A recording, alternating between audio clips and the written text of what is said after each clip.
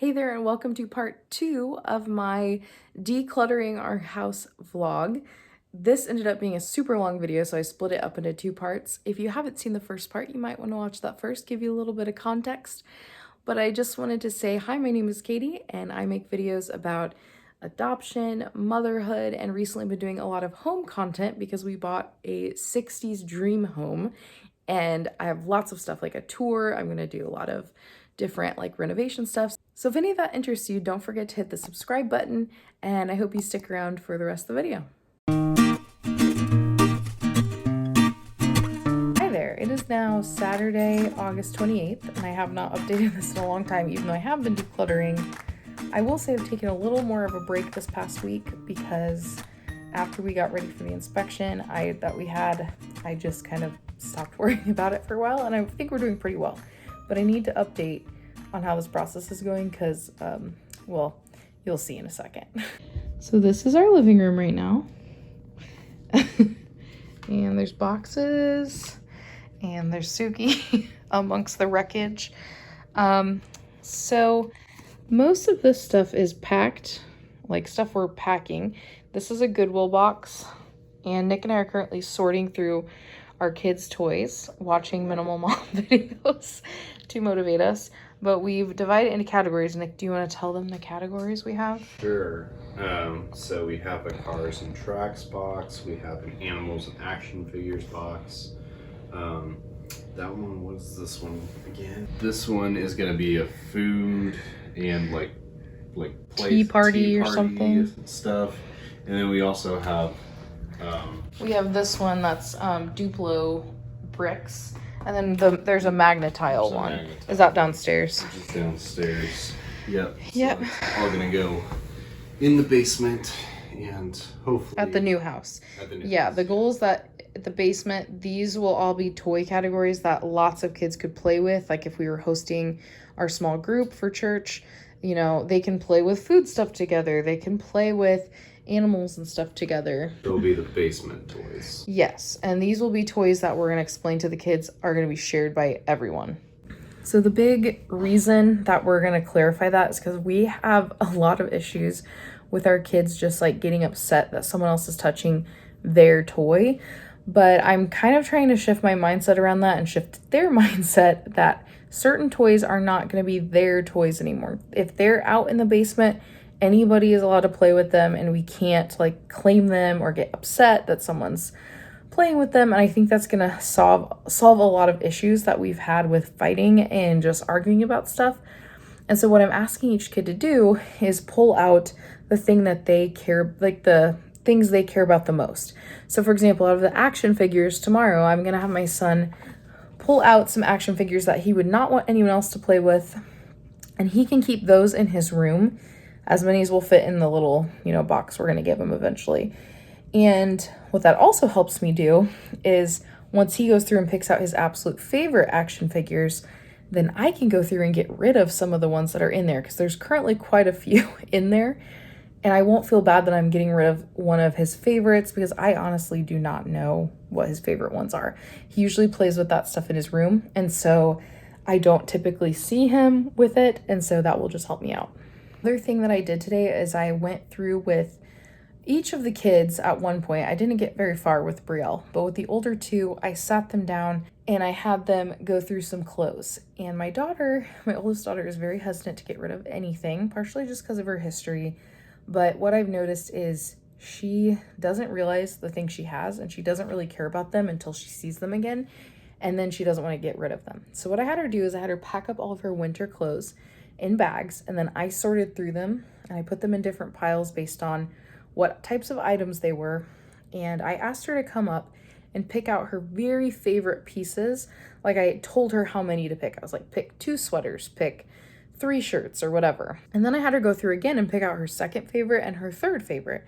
And by the end, we had this big pile of her third favorite category. And I asked her if there was anything she would be willing to get rid of, like something maybe she just doesn't really like wearing or that she would be happy to pass on to someone else who needs it. And I was really proud of her because she actually did get rid of several things, and later in the day got rid of some more. But what she doesn't know is that the ones that she didn't get rid of, that she put in her third category, I'm going to quarantine, as the minimal mom puts it. I'm going to put it in a bag. I'm going to put it in storage. And I'm going to wait and see if she asks for any of those pieces. And if she does, I'm going to get them out. But if not, I'm going to donate them by the end of like the cold weather season, so that she's not, keeping all these clothes she doesn't really care about, doesn't remember she has, and ones that she's already told me are her least favorite of the ones that she owns. So I feel like that's pretty fair. And I think it will also help her not feel as overwhelmed. So that's what I did. With my son, I don't have to be that way. He'll just like get rid of stuff. He doesn't really care. But for her, she had 3 huge trash bags full of just warm or like cold weather clothes.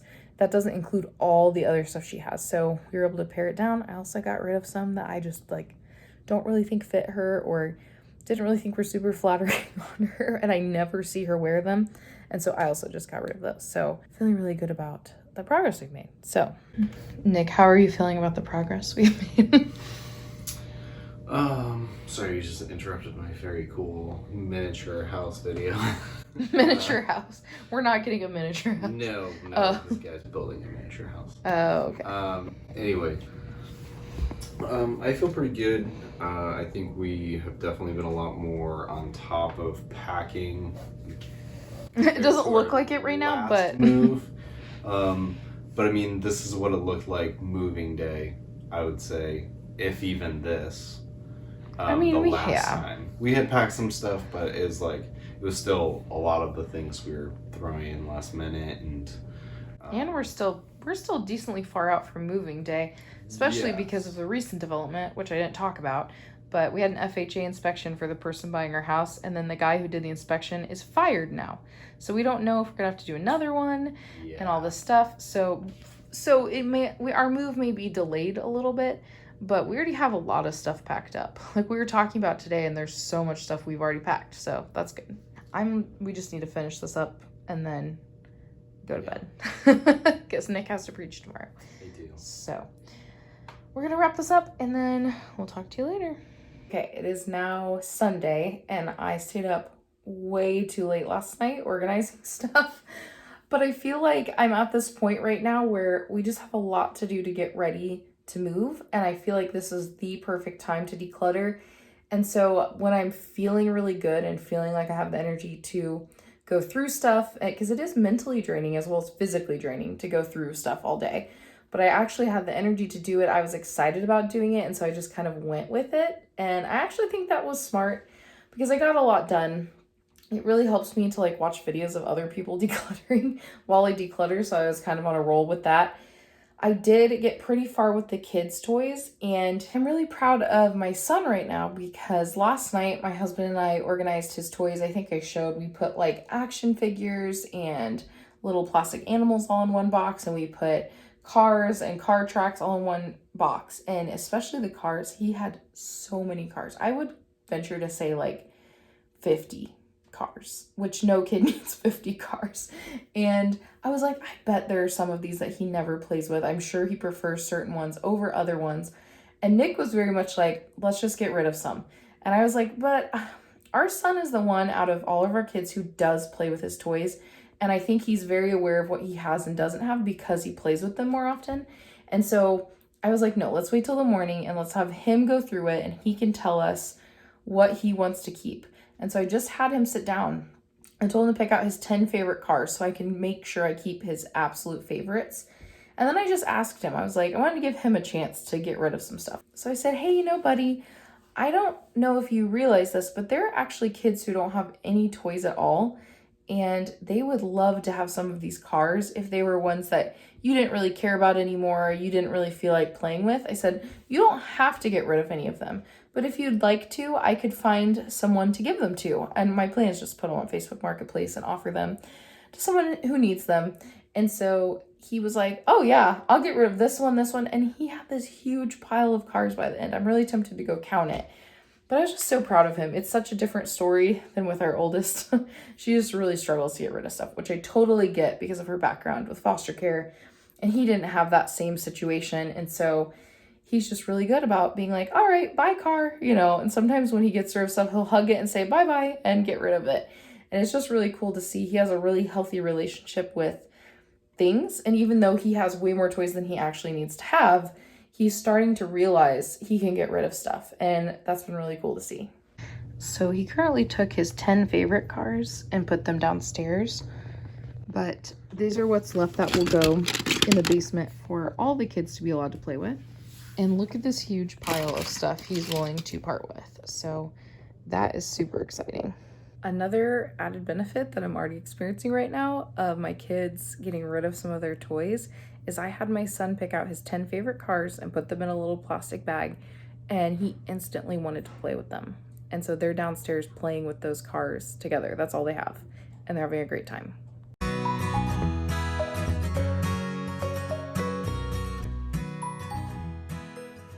Hey there, it's been a few days since I have posted an update on this video about how decluttering is going. And I will say I'm getting pretty deep into the decluttering world slash minimalism world. I'm not a minimalist, but I have been watching a lot of videos and I felt really inspired to get rid of some stuff because I'm just realizing we have a lot more than we really need. And I'm trying to think of areas of the house that stress me out and then kind of like trying to get rid of some stuff in each of those places. So the kitchen, I don't know about you, but the kitchen is one of the most stressful places in the house. And it's also one of the places you have to use the most. And so I was putting away dishes tonight and cleaning, and I realized that we actually use the worst dishes we have. And I was like, why do we do that? And I think it's because they used to be good. Like when we first bought them, they were really non-stick, like they worked really well. And then they just kind of stopped working, but we, like Nick and I were just saying, we got in the habit of using them. And so even though we have these nice stainless steel pans, we sometimes honestly forget what stainless steel pans we have. And so I'm going to show you what we're getting rid of.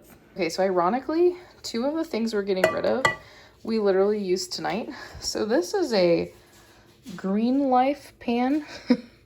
Has clearly seen better days because it's just really beat up. And I don't know if we just used the wrong type of oil. I tried to only use like avocado oil or like a high smoke point oil on it, but it's looked like that for a long time. It's all like burnt on the bottom here. I don't even like it. Like I was just telling Nick, I was like, I don't like this pan and I use it all the time. And then I realized that we have this, which, you know, has a little bit of staining inside, but I could easily clean that out. But this one's so much nicer and they fit the same lid. So we're getting rid of this one. There's this pot, which I've had since college, I'm pretty sure. And it's a Teflon one, and you can see there's actually some residue from what we cooked. But I'm getting rid of it because see, the Teflon is scratched, which like isn't good for you anyway. And it's just not that nice. And we have another one. And then we have this Teflon one as well, that I think also was one of my college ones. I graduated from college 8 years ago. But it's just so funny to me that we have all these really nice like stainless steel dishes, and yet we choose to use the worst dishes we have, the ugliest dishes we have. The other one that I'm kind of like not sure about that I would consider getting rid of is we have one of those copper pans. We bought into the craze of like, the copper pans are amazing and they're super non-stick. And like, again, it was at first, but after a long period of time, it was not. So save your money if you're thinking of getting a copper pan. I'll show you what ours looks like because it's literally coated and stuff. Now, to be fair, I haven't cleaned it from cooking tonight, but still. So they don't show you this in the commercials. It's just not looking very good. I don't think we're gonna get rid of this one yet, but who knows, maybe down the road. This is also like our dish where we've been keeping our pots and pans because it's kind of nice because you can go like that, but for some reason we never do that. I think because the things get caught, and that's probably partially because we had too much in here. But yeah, it feels like weird to get rid of several pots and pans all at once because, you know, but actually the Minimal Mom who I've been watching, she only has 3 pots and pans total, like, I don't know, like 2 pans in a pot or something. I don't think I could go down that far because we do use them, but we definitely can get rid of a few. So I think I feel pretty good about that. And Nick feels good about it too. And he also said we can replace it really easily. Like if we really wanted one of those Green Life or nonstick pans again, it's easy to run to the store and buy one of those for like 20 bucks or so. So we don't feel too bad about it. So yeah, I have been packing quite a bit over the past couple weeks, but it's slowed down recently because there's so many boxes in our living room and I just don't know where to put stuff. And Nick's mom is visiting. this weekend. And so I don't want it to be like so overflowing that there's nowhere for us to be, because downstairs in our basement area, the kids just like take over and have everything messy and stuff. And then upstairs we have boxes everywhere. So not the best time to be hosting, but it'll be fine. It'll be fine. She knows we're moving. So that is where we are. And I'll probably update this again soon and probably wrap it up until we actually move, because this is probably getting boring just watching me pack and declutter for ever and ever. So I will catch up with you next time. Hey there, it's Editing Katie, finishing this video that I apparently never made it into because my life was so crazy at the time. As you can see from these decorations behind me, it is almost Christmas, and this footage was from, I don't know, like September or October. So as you can see, it's been a little crazy since we've moved. Just a lot has happened, but I did want to wrap up this video and just kind of explain how the rest of the decluttering process went for us and whether or not I thought it was worth it to kind of stress myself out and do that before we moved. So first of all, I did end up going through my daughter's clothes, my youngest daughter's clothes, and getting rid of stuff, and my son's, and just looking for things that didn't fit them. I made them try on a bunch of stuff that I knew didn't fit them anymore, and we donated a bunch of that, which always feels so good to just like donate it to someone else who could use it, rather than keeping all these clothes that don't fit. Now, what I did was I did pull out some of my very, very favorite outfits, and I did one of two things with them. So either one, I offered them to my sister-in-law who has a daughter, who the clothes would fit eventually, or I kept them for their memory box. I decluttered a lot. There was a lot I did not show on here that I did. I mean, I literally would come home from work and I would work for 2 to 3 hours every night, and I work full-time as a teacher. I would come home and work 2 to 3 hours per night decluttering and packing. Obviously, that is a huge time commitment, and I have 3 kids, and I'm sure I neglected a lot of my duties as I was doing that, but I do think it was worth it. Here's why. First of all, I think decluttering before we moved was super smart because it meant there was less to move. I mean, we probably took like 2 to 3 vanfuls, probably 3 vanfuls at least, before we moved. Now I say vanful, it's like the trunk full, you know what I mean? It wasn't like stuffed to the brim, but that's a lot of stuff that we didn't have to move into this house and then decide we wanted to get rid of and have to move it again. That's just like frustrating. So I am glad that we did that. We also donated other stuff to like different people we knew or people who needed it. And the crazy thing is even after all that, we got to this house and I realized like, oh my gosh, we still have so many things we could get rid of. But I did mention in the video, there were some things I wanted to kind of hang on to and see what would fit in this house. And I am still figuring that stuff out. Like as we redo rooms, as we decorate, we think about what things really fit and what things are just things that we like but don't really have a place in our house.